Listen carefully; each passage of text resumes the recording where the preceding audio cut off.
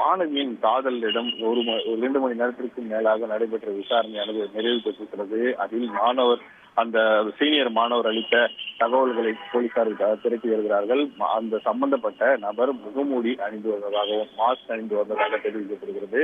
அந்த மாணவரை ஒரு வார காலமாக கல்லூரி வளாகத்திற்குள்ளே பார்த்ததாகவும் அந்த மாணவர் ஒரு சீனியர் மாணவர் அதிர்ச்சியர தகவலை போலீசாரிடம் தெரிவித்திருக்கிறார். அதன் அடிப்படையில் தற்போது அவரிடம் விசாரணை நிறைவு பெற்று நேற்று முன்தினம் இரவு பணியில் இருந்த காவலர்களிடம் போலீசார் விசாரணை நடத்தி முடித்திருக்கிறார்கள். வேறு ஏதேனும் சந்தேகத்திற்கிடமான வகையில் இந்த பல்கலைக்கழக வளாகத்திற்கு உள்ளே வந்து சென்றுள்ளார்களா, இதற்கு முன்பு நீங்கள் பார்க்காத நபர்கள் யாரேனும் வந்திருக்கிறார்களா என்ற கோணத்திலும் விசாரணையானது நடத்தப்பட்டு நிறைவு பெற்றிருக்கிறது.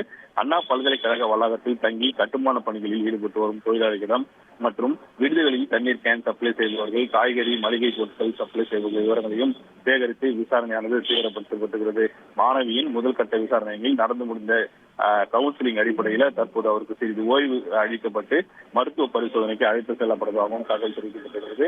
இந்த நிலையில பல்கலைக்கழக வளாகம் சார்பில் நிறுத்தப்பட்டு வந்த அந்த விசாரணை குழு விசாரணையை நிறைவு பெற்றிருப்பதாகவும் அந்த சந்தேகத்தின் அடிப்படையில் ஒருவரை குறித்து விசாரணை மேற்கொள்ளப்பட்டு வரும் நிலையில் அறிக்கையை இன்னும் சற்று நேரத்தில் சமர்ப்பிக்க இருப்பதாகவும் பல்கலைக்கழக வளாகம் சார்பில் சற்று தகவல் வெளியாகி இருக்கிறது. இன்னும் சற்று நேரத்தில் அந்த நபர் யார் என்பது குறித்து உறுதி செய்யப்படும் எனவும் பல்கலை வளாகத்திலும் போலீஸ் தரப்பிலும் தகவல் தெரிவிக்கப்பட்டிருக்கிறது.